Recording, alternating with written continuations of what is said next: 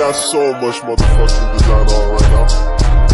Bring it down, bring it down, make it clap. I got 3 old thoughts, I'm the bitches on the line, and you know. Assalamualaikum warahmatullahi wabarakatuh. Perkenalkan, nama saya Salsabila Gisviani dari kelas MA 21C15. Di sini saya akan memaparkan sedikit materi mengenai manajemen strategi.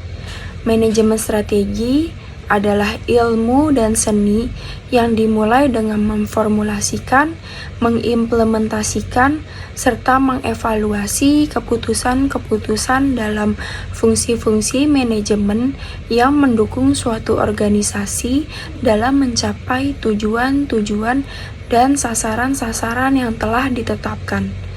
Manajemen strategi meliputi pengamatan lingkungan, perumusan strategi, perencanaan strategi, implementasi strategi, dan evaluasi serta pengendalian strategi. Manajemen strategi menekankan pada pengamatan dan evaluasi peluang dan ancaman lingkungan dengan melihat kekuatan dan kelemahan perusahaan. Manajemen strategi berfokus pada pengintegrasian manajemen pemasaran, keuangan, produksi, riset dan pengembangan, serta sistem informasi komputer untuk mencapai kesuksesan perusahaan. Selanjutnya yaitu manfaat dari manajemen strategi. Manfaat utama dari manajemen strategi yaitu membantu perusahaan merumuskan strategi yang lebih baik dengan pendekatan yang lebih sistematis, logis, dan rasional. Manfaat manajemen strategis lainnya yaitu menekan risiko, meningkatkan kemampuan atau keunggulan kompetitif, memberikan tujuan atau target yang lebih jelas, serta mengoptimalkan seluruh sumber daya yang dimiliki oleh perusahaan. Dengan begitu beragam manfaat dari manajemen strategi, maka dari itu manajemen strategi merupakan aspek penting yang harus dimiliki oleh perusahaan. Selanjutnya yaitu komponen penting dalam manajemen strategi. Yang pertama, analisis SWOT, yaitu analisis kekuatan, kelemahan, peluang, dan ancaman perusahaan. Analisis ini membantu perusahaan dalam mengeksekusi strategi.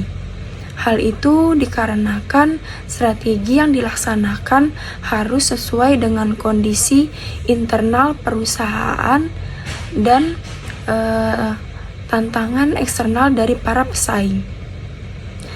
Yang kedua yaitu analisis kompetitor.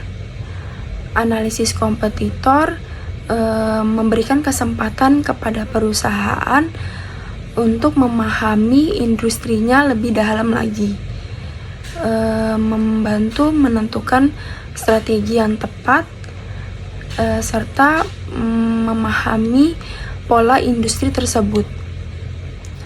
Dalam proses menganalisis kompetitor, perusahaan dapat memprediksi dan mempertimbangkan perusahaan mana yang nantinya akan menjadi kompetitor. Selanjutnya yaitu proses manajemen strategi. Yang pertama yaitu tahap formulasi atau perencanaan strategi. Tahap ini merupakan tahap awal dari manajemen strategi. Pada tahap ini mencakup kegiatan membangun visi dan misi, mengidentifikasi peluang eksternal dan ancaman, menentukan kekuatan atau kelemahan perusahaan, menentukan tujuan jangka panjang, serta menentukan strategi yang paling cocok digunakan untuk mencapai tujuan perusahaan. Yang kedua yaitu implementasi strategi. Pada tahap ini, perusahaan perlu menentukan tujuan dan target yang ingin disasar.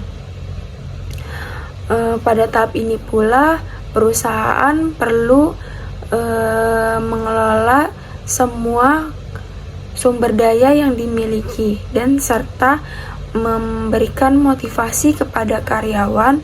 Selain itu juga, perusahaan perlu membangun kultur atau budaya kerja yang mendukung strategi secara efektif pada tahap ini.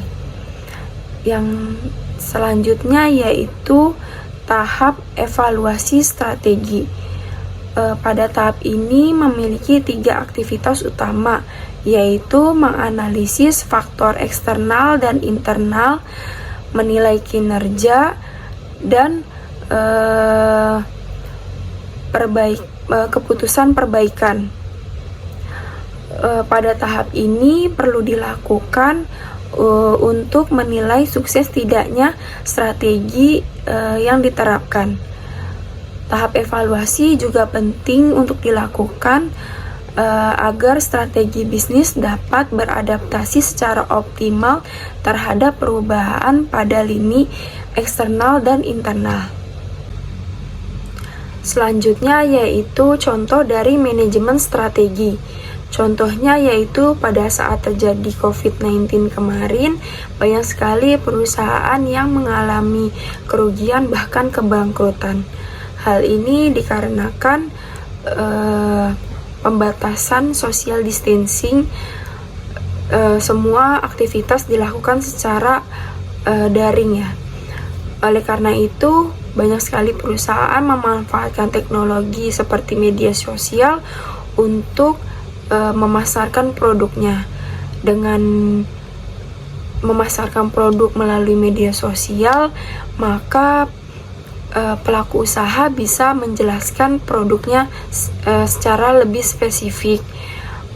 Selain itu juga, jangkauan yang dicakup oleh pelaku bisnis lebih luas kalau melalui media sosial. Strategi selanjutnya, pelaku usaha juga bisa menerapkan social distancing. Selain itu juga bisa menyediakan hand sanitizer serta penerapan pemakaian masker saat berada di store. Menurut saya itu merupakan strategi bisnis di tengah pandemi COVID-19 kemarin. Sekian presentasi dari saya, kurang lebihnya mohon maaf. Wassalamualaikum warahmatullahi wabarakatuh.